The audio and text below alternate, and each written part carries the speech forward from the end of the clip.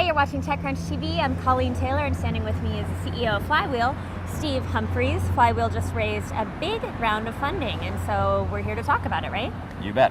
And just to get started real quickly, we are going to order a cab on FlyWheel, right? To talk about this, we can take a ride. That's right.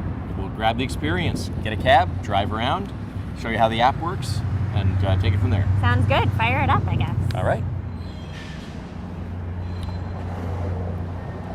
So open up the app. As you can see, lots of cars running around San Francisco right now, and this is rush hour, so this is low supply for us. We've got Foursquare integration, so you can either just have it located where you are, or you can pull down here, and I'm sure AOL TechCrunch HQ is right there.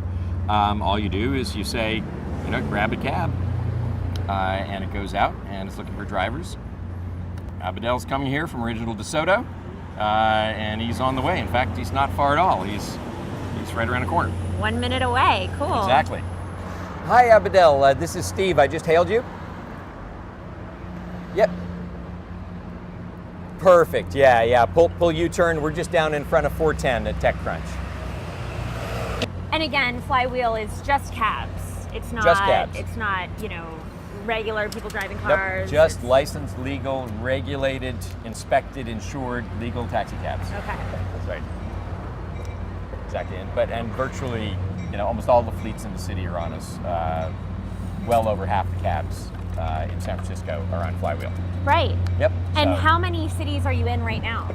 We're only in about a half dozen, and San Francisco's our big one. That's what the funding is about. Is now we've really proven the model, working solidly. We're going to blast it out across the U.S. Do you think he's coming right? Yep, Yeah. here he comes, cool. right here.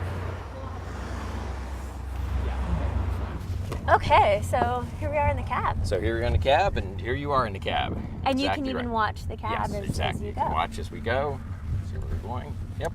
Okay, and now FlyWheel, you guys know it's 14.8 million, right? Yep. Can you talk to me about the funding? This is Series B. This is our Series B, okay. Exactly. So our Series A firms, Shasta Ventures and Rockport Capital, are participating in the B, of course, and we brought in Creighton Equity Partners, a firm down in LA that led this round. Okay, and right now is kind of a hugely competitive time for all these transportation apps in general. Uber is said to be raising like hundreds of millions of dollars. How do you kind of view this competitive landscape here, and where does FlyWheel fit in? So a couple of things.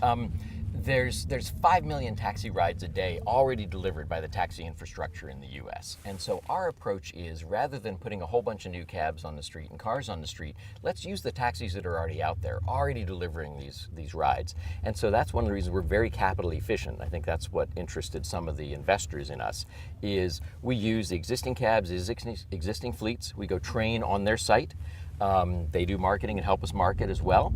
And so what we're doing is we're bringing the technology, the app, the consumer experience, the in-app payment, and that's what we're focused on delivering value through. Okay, and you were here in San Francisco, I guess, this week, talking a bit to the regulators, and as you've said, this kind of already exists within the regulatory infrastructure. Has there been any kind of pushback and hurdles that FlyWheel has had to go through? Not for us, because we go straight to licensed, regulated, insured, very safe cab companies and cab drivers, people who have medallions and have their licenses through the city. But we do, act very proactively on behalf of the legal cabbies. And so we were at City Hall earlier today speaking on behalf of them and supporting the legal drivers. Okay. And FlyWheel, tell me about your company and its size right now, how many staff you have. How do you expect that to grow going forward as you look to expand? Sure. We've got about 30 people. And so we're certainly going to be hiring and bringing on, because the main focus of our funding now is going to be blasting out across the U.S. We've got a great base in San Francisco and a few other cities, but now we're just going to start blowing and going as we go through more cities. And is there an idea that you could go international here? How big can this expansion be? Definitely as well. So our first focus is going to do the U.S. right, of course. But then going internationally, that's where our business model is even more advantaged, where we go through the legal fleets. If you go somewhere like Beijing or Seoul or Singapore, it's going to be very hard to come launch something just grassroots in that area. And we've already had some discussions with some of the cities internationally. They're really looking forward to when you get a fleet model like this that gives all the convenience to the consumers and the convenience of the in-app payment, but also the efficiency for the fleets. And what different platforms are you on right now? We're on Apple and Android. Okay. Is that going to expand going forward?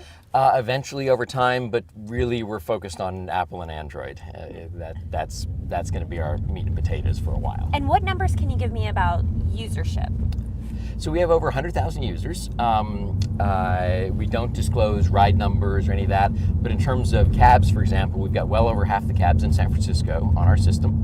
A lot of what we're going to be doing is adding on fleets and adding on users with the funding. And of course, in recent years, especially here in San Francisco, a lot of people have come to use a lot of different services to get around. We've already talked about Uber, Lyft, Sidecar, these other kind of new formats. Why should someone use FlyWheel? What is the benefit? What is the edge that you have? So a couple of advantages. One is when you get in a taxi, you know what you're dealing with. It's licensed, it's regulated, it's insured. If anything happens in that cab, there's a whole infrastructure to maintain it. The other thing is you know what the fare is. It's right on the meter and you see it there, and that's what you pay and nothing else.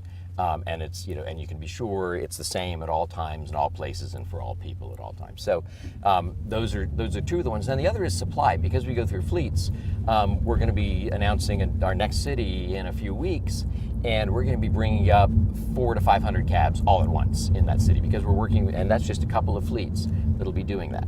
So we get good supply as well. Great. Cool. Well, anything else? Any big plans? We've touched on it a lot. Yeah, no, the big plans are the fact that we can get hundreds of cabs on the street at once. So I think you'll see us go out across cities faster than anyone expects because we just have to close a couple of deals. We don't have to go individually sign up a few hundred drivers.